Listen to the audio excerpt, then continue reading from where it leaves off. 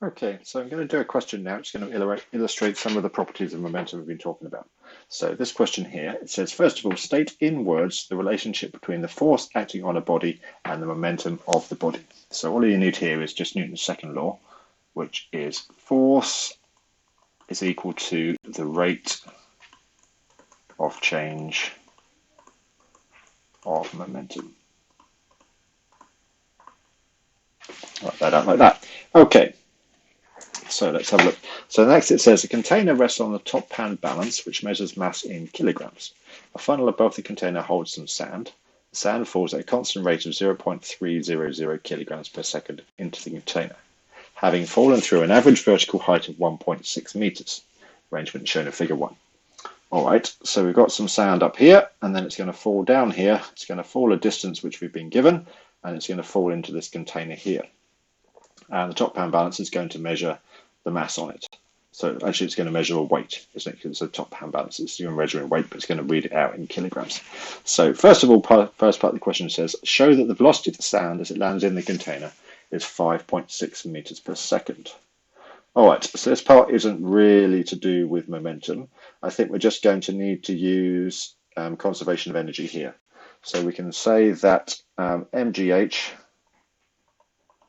is equal to 1/2 mv squared, and then equating the gravitational potential energy mgh with the kinetic energy mv squared, and then we should be able to rearrange and solve for the velocity. So I can say therefore that v is going to equal 2gh square root, cancelling out the m's, multiplying by 2, and then taking the square root.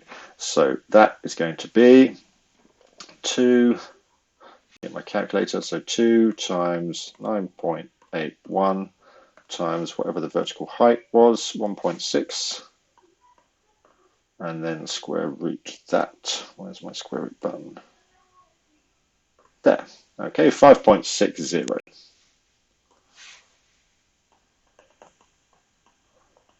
Okay, 5.6 exactly as the question asked for. Okay. So next it says, calculate the magnitude of the momentum of the sand that lands in the container each second.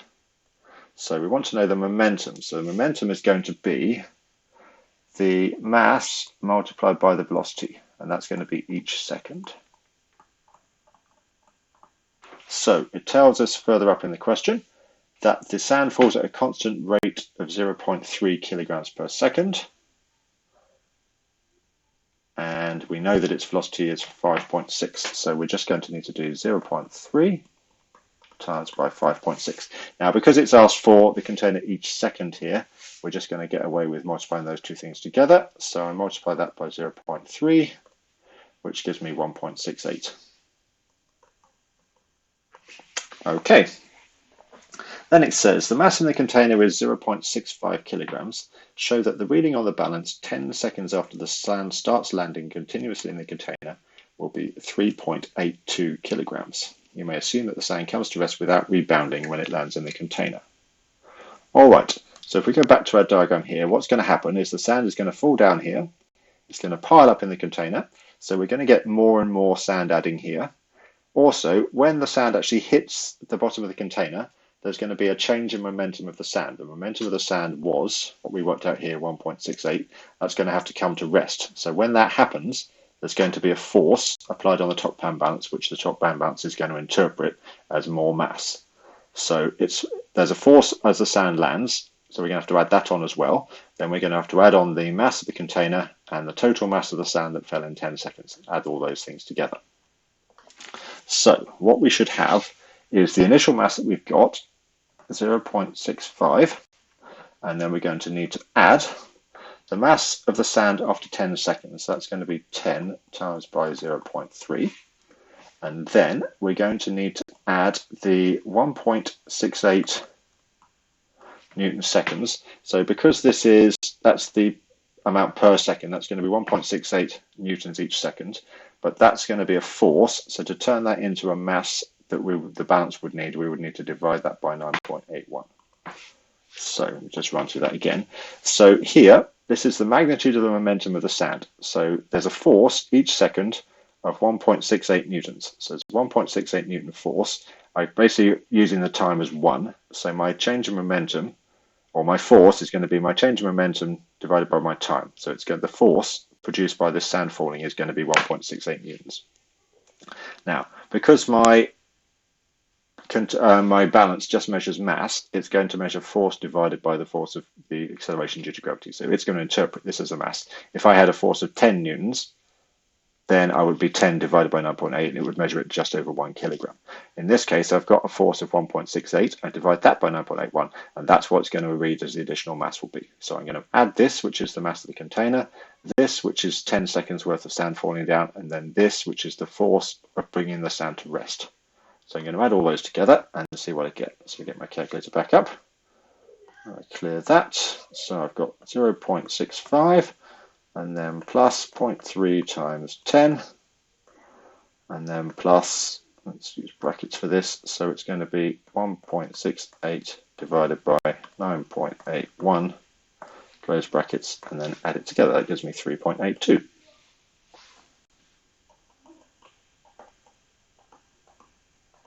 Okay, exactly as requested in the question.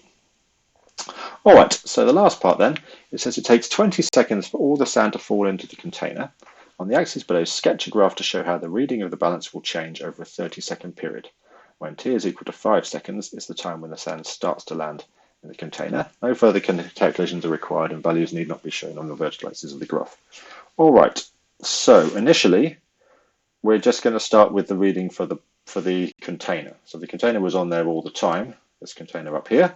So there's going to be a reading for that. So we're going to get, initially we're going to get a horizontal line across there like that.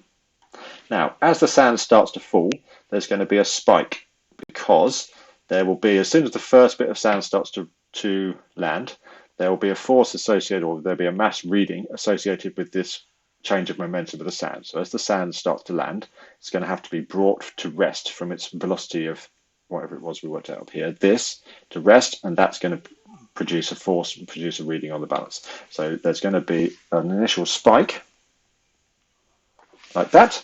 Then what will happen is as the sand starts to fall into the dish, there should be a linear increase like that.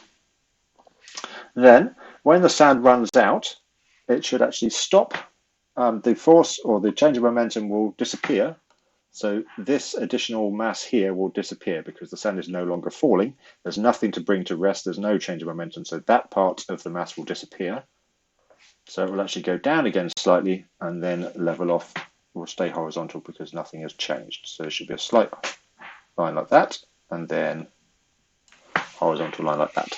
Okay, so this is the mass of the container. So it's going to be that. It's initially going to be a spike because of the change of momentum, then there's going to be a line because of the increase in mass, then the change of momentum part is going to disappear, and then there's going to be a horizontal line once it's done.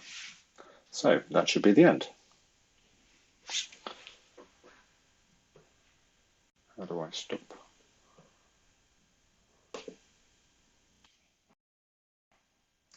Okay, so here we have a multiple choice question on momentum. So let's have a look at this one. So it says a stationary unstable nucleus of mass m, capital M, emits an alpha particle of mass small m with kinetic energy E. So here's our parent nucleus here. We've got a daughter nucleus, and then we've got no daughter nucleus going this way, alpha particles going that way. It says, what's the speed of recoil of the daughter nucleus? So what we need to do is work out this velocity here. So I'm just going to write that there and call that V, and we need to work out what that is. So what we need to use here is conservation momentum. So the momentum before has to equal momentum after. Since the momentum before this is stationary, so it's a stationary unstable, so the total momentum beforehand is 0. So therefore the total momentum after must be 0.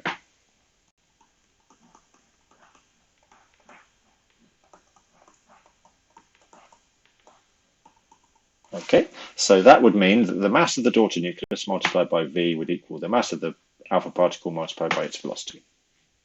Okay, let's call that V D for V daughter, and let's call that V alpha for V alpha. Okay, now, so what I need to do then is work out what the mass of the daughter nucleus would be. Since the parent nucleus was capital M, the alpha particle is small m, the daughter nucleus must be capital M take away small m. So, for the daughter nucleus, the mass is going to equal m take away m. And then, therefore, m take away m multiplied by v daughter is going to equal m times v alpha. Now, that's all well and good. Problem here is we don't know what this v alpha is. What we do know, though, is the total kinetic energy. So we know that what's called E, the total kinetic energy for the alpha particle, is equal to 1/2 and then small m v alpha squared. So what I need to do is work out an expression for mv alpha using these two together here. So I can rearrange that, and I can say that mv alpha squared is equal to 2e, and then I can divide that. So v alpha is going to equal 2e over m and then square root, like that. Now, what I actually want to know is m times v alpha, so I can say that mv alpha is going to equal, and then that's going to be m multiplied by 2e over m. And what I really want to do is take this m and put it inside the square root, so I can then say that that is equal to 2m squared e over m. That's all still square rooted, which is just going to be 2me square root. So that is going to give me an expression for my m times v alpha. So that I can replace with that, and then I can say that therefore the velocity of the daughter nucleus is going to be that divided by that. So I write the whole thing down. Let me write that in a different colour. So the velocity of the daughter is going to equal to the m times v alpha, which is 2me, and then that is divided by the mass of the daughter nucleus, which is m minus n. Now that answer there, the square root is on the top, and then it's m take away m, so that is answer A.